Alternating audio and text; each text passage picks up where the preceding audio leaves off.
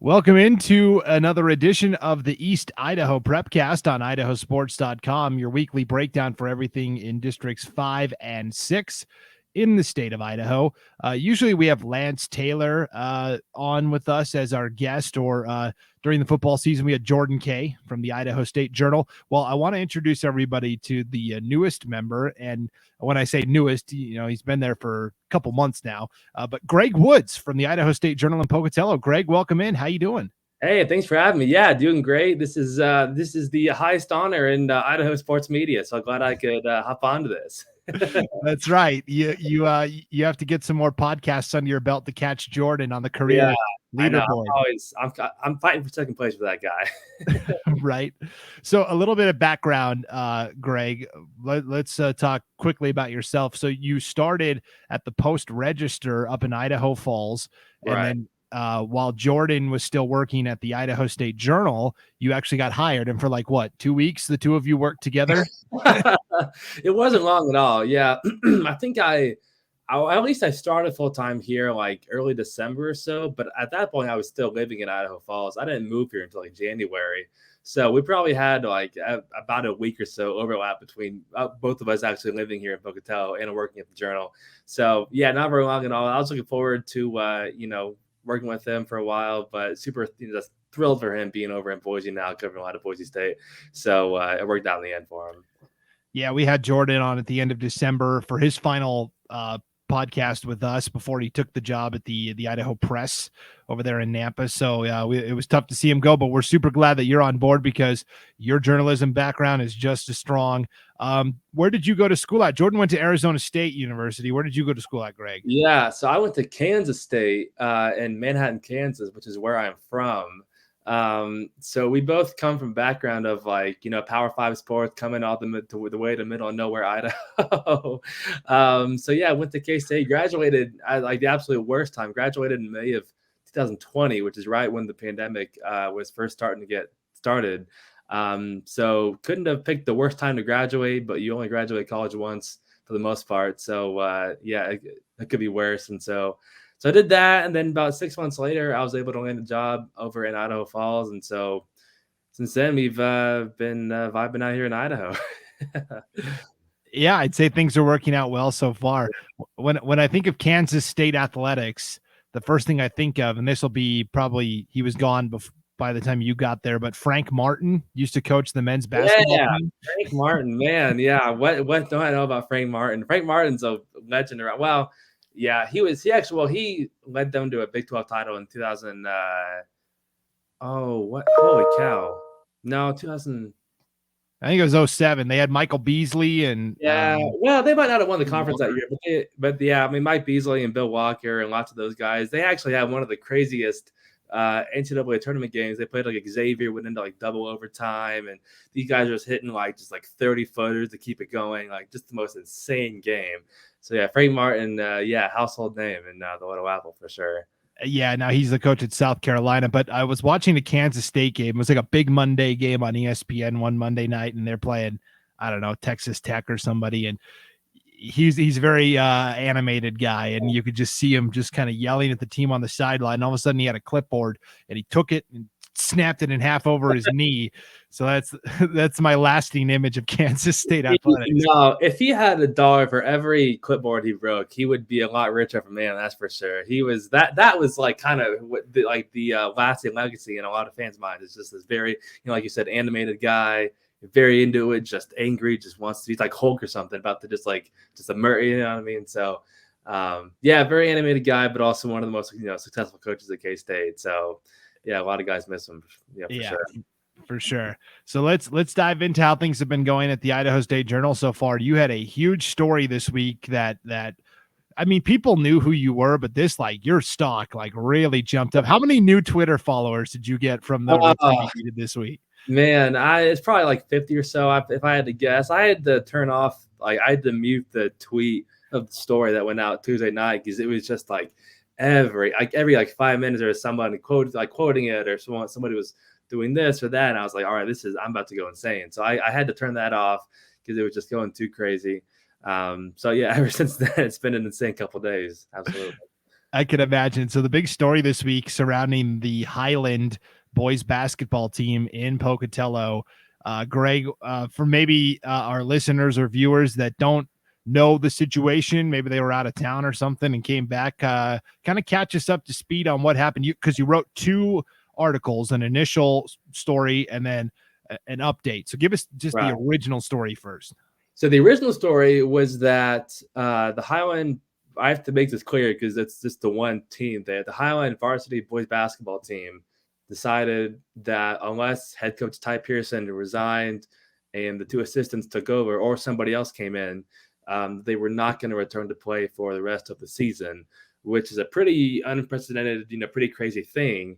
And so once I was able to confirm that was happening, I had a story that was Tuesday night, I'm pretty sure, that went online, went in the paper for the next day, Wednesday. So that was the original story. They were just frustrated a lot with his coaching style, like some of the late game decisions he made in games, just some of the play calls he made. And they took care to say that it wasn't anything as with him as a guy. They like his personality. They like him in class because a few of them have classes with him. But I guess over the last few years, they were just, feeling frustrated with the kind of results they were seeing on the court. So that was why they decided to take that stand. And so that was, and so their next game, which was supposed to be Wednesday against Madison, that was canceled because they were sitting out of that game. So that was the original story right there. Yeah. Do we know, did they have to forfeit that game to Madison? Are they going to reschedule that? I've not heard of any plans to reschedule. So I think it just forfeited. So yeah, so then the next game is coming up actually tonight against Century. So I think that's their last regular season game. Yeah, so we're recording this on Friday afternoon, February 11th. They play at Century Friday night because it is Century's senior night. And without that, what I had heard was that if Highland was not going to play this game tonight, then maybe Madison was going to come down on Saturday and play Century, since they both kind of lost a game with Highland. And so Century could still have their senior day night. So give us the behind the scenes. How did you first hear about this? You said you had to kind of check with some sources. I mean, this kind of came out of nowhere. It really did. I woke up on Tuesday just expecting a very normal day, just what I had a couple things lined up for Tuesday, and and that changed like that pretty fast. My editor called me and said that somebody had told him that the team is frustrated and they're ready to sit out my X number of games. And I was like, holy cow, that is an insane thing. And so he put me in touch with somebody else who was kind of clued into it. And he was giving me a lot of details and why the kids were feeling this way, where this was coming from. And so checked with him. And then that was Tuesday. And then Tuesday there was a meeting at the district office between the parents, the superintendent, Doug Howell, was there. And then all the players were there as well. And so I was there, and so that was Tuesday. There was the meeting, and even after the meeting, it still wasn't totally clear like what was going to happen that night. And then, I mean, they were going to sit out, but nothing was super official yet. And then later on Tuesday, it comes out that Ty Pearson, the coach, decides that he's not resigning and that he was going to coach the rest of the season, which for the kids meant they were not going to play. So there was a practice on Tuesday afternoon, but the only players who showed up for that practice were the JV players. But at that point, I didn't know that. So I was like, well, if there's a practice and he's going to be there, I should probably go to the practice and kind of check out what's going on and see if, who's there at the practice. And so I did that. I waited outside of this high school gym for like over an hour just to try and see if Ty would come out, just to check with him, because I wanted to, confirm with him this was actually the case and, to make sure what was going on. So I did that, and then I waited for a little over an hour, and eventually, and this is in the story too, eventually there's like a break in the practice or something like that, and he comes out, and I was like, hey, Ty, can I grab you for a second? And he didn't want to talk, and I tried to make it clear, like, I'm not trying to get something crazy out of you. I'm not trying to put words in your mouth. I don't want to put words in anybody's mouth. I want to be fair to everybody, give everybody a chance to respond, because this is a pretty crazy situation. But I guess he didn't feel like talking. And so I did that. That was in the afternoon. And then eventually found out that the team was having a team dinner at one of the kids' houses. And the dad of the kid was like, "Hey, you can come by if you want and talk to the kids." And I was like, "Well, that sounds fantastic." So did that, and sat down with them and just tried to get it from them. Like, "Hey, like, why are you guys feeling this way? Where did this come from? Give me kind of the timeline of everything that had happened." And so they laid it all out and kind of, explained to me why they were feeling the way they were feeling. And then I broke a bunch of speed limits on the way home to write that story and get it in the paper for the next day. And that's when things just kind of started blowing up and kind of getting crazy. So that was all of Tuesday. I don't know how much you want me to go on that, but that was all on Tuesday.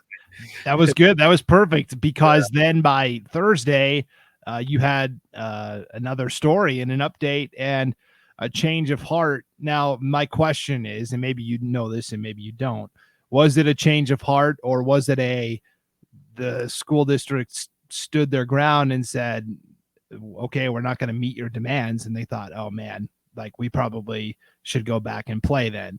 Do you know how it all worked out? Or Well, on Tuesday, when Pearson sent out a text and said that he's not resigning, that was kind of their stance, that he's going to be the coach, the rest of the season, whether or not there's a varsity team to play the games.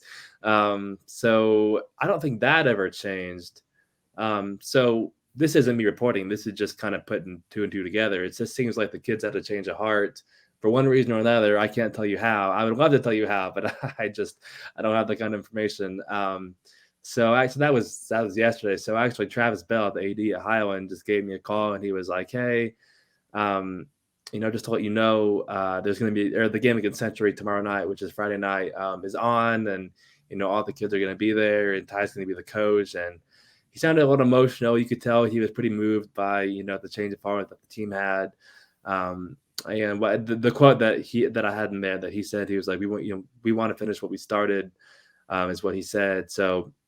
I'd love to sit here and tell you, what changed the team's mind, but I just can't. I don't have that on me. So, but yeah, either way, there's going to be a game at 7:30 tonight against Century. So I'm super interested to see what that'll be like tonight for sure. Yeah, it should be interesting to see how that goes. I have a theory, and I'll float it out there. I think that probably your story got a lot of traction, a lot of attention, a lot of comments on social media. And at least from what I saw, 9-1, it was against the players. And so I don't know. I feel like with that, plus the fact that, for the seniors at least, hey, we don't want to go out like this way. Let's make the best of it. So I don't know. We'll see how it goes. That's a huge distraction hanging over that team for the rest of the regular season and or districts. So it's a lot. Yeah. No, well, I mean, like you said too, like the overwhelming reaction on social media, at least on Facebook and Twitter and whatnot, was that the kids need to finish it off. Like, I don't know what's going on. This is crazy. And so, I don't want to speculate too much because that's not what I'm here to do. Right.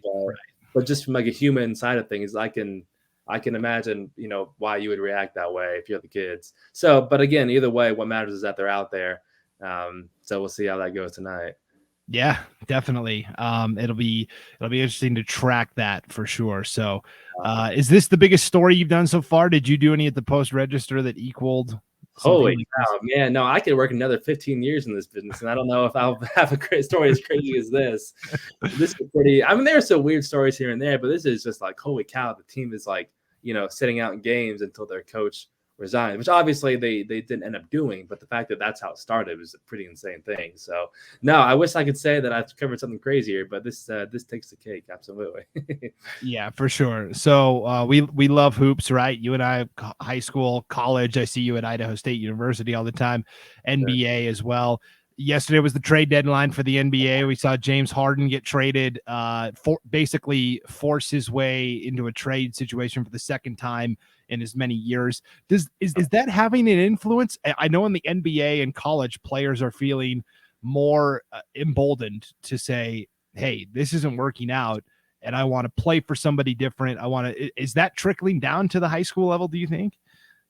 Man, I don't know. I mean, in this case, I don't want to say that's what's going on in this case that we just talked about. Right. I'm just saying, generally speaking. Yeah, I don't know. I mean, it really is. We're really in an era of empowerment, for better or worse. You can have your opinion, I can have mine, but the reality is that like a lot of people at different levels of basketball feel like, hey, this is where I want to play. I remember clear as day when like the TV show that LeBron had, where hey, I'm taking my talents to South Beach, and that was almost a decade. That was more than a decade ago, but it kind of kickstarted the whole wave of like, like you said, like, hey, this is not working for me. I feel like I would have a better situation at this other place, and for better or worse, that's kind of taken over. So at high school level, I don't know. It's just more difficult because at that point you're still living with your parents and you're living in a in a house somewhere, and Right. transferring means moving and moving jobs potentially. So there's a lot involved there. So yeah, I don't know. I wish I had a better sense of that. Yeah, for sure. All right, let's move on to girls basketball real quick, Greg. I want to pick your brains on the girls basketball teams that have advanced to state from East Idaho. 5A, Thunder Ridge and Rigby. Those were the top two teams in the district this year. No Yeah. surprises there. To me, Thunder Ridge is pretty intriguing because they've piled up this really impressive record, and yet they haven't really, like, the teams from the north played the Boise teams this year. So we kind of have an idea of where they stand, but Thunder Ridge was kind of off doing their own thing all year, as Yeah. was Rigby. So what do you think? Well, Thunder Ridge, they I covered them a lot last year. Last year, obviously over at the Post Register in Idaho Falls, and they have just so much talent. They have this girl Caldwell. I don't know if you have heard of her, but Aspen I believe Caldwell. I believe she's only a junior. Is that right? I think she's a senior now. She's a senior. Okay, I was wrong on that one, but either way, yeah, she had like an awesome state run last year. She's just this quick guard that can shoot a bunch, get to the rim, and I think she makes a lot of what they do work. And Spencer, their coach, is just this awesome guy. I remember talking to him at state last year, and he had said that the night, like they had their first game they won, and then the second game after they won the second game, he was like, yeah, last night I was up to like 6 a.m, trying to figure out a game plan for the next game coming up. So yeah, obviously he is just super meticulous in his planning, and like you said, I guess they haven't played a bunch of Boise schools on that side of the state, but just from what I know about them as a team and kind of the pieces they have, like because they played in Mountain View in the title game last year, and if it wasn't for their two like Ojukwu, and I'm gonna blank on the other girl's name that really was insane for them last year, but like they were those two players away from winning state last year. So obviously there's a lot of talent like that over on that side of the state. But I mean, if last year's any indication, I mean, I would not be surprised to see them get back there this year for sure. Yeah, I think Trinity Slocum was the other. Slocum, yeah. Yeah, for Mountain View for sure. 4A, I'm telling you, can anybody stop Blackfoot? Maybe Burley, maybe Preston. I don't know. Preston played Blackfoot close in December at the Preston tournament.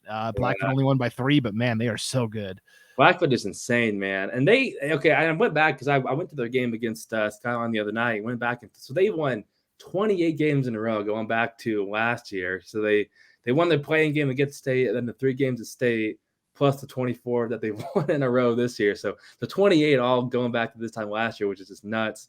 And what's crazy about that is they have, like you said, like the same team from the same starting 5, basically, from that team that won state last year. And you can tell it too. Like they're just, I don't know if it's like a string connecting them all, or if it is, maybe someone needs to look into that, because I don't know if that's illegal or not. But yeah, they're just so much fun to watch. They have shooters to kind of surround Hadley Humphreys, who is just a force underneath. I mean, she just commands these double teams, which kind of opens things up for everybody, around the perimeter. And so that their talent combined with the experience of like, there's nothing that these girls have not seen, is just like, I don't know who's beating them, but I guess that's what we're about to find out. That's at state next week. So I'm excited.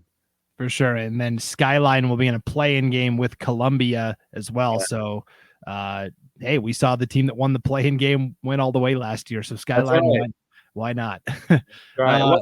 Sorry. Go ahead. No, go ahead. Go ahead, Greg. I was going to say, like with Skyline, I mean, I haven't covered a lot of IF teams since I moved down here, but Skyline's, they're one of their best players, Maddie Olson. I just feel bad for her being out for the year with, I believe it was a torn ACL that she had at the beginning of the year. And so just too bad that we don't get to see one of the best players in the state go out there and do her thing. But I guess this is just how it goes sometimes. Yeah, for sure. 3A, Sugar Salem. They are the favorite going in. Teton has a play-in game with Gooding to possibly get to state.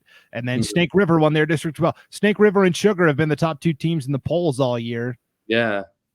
Yeah, Snake River's been well. The thing about Snake River is that like one of their first games of the district tournament, they lost in this crazy upset to American Falls. Yeah. Which was I wasn't there for that game, but I just like when I saw that I was like, holy cow, that is nuts.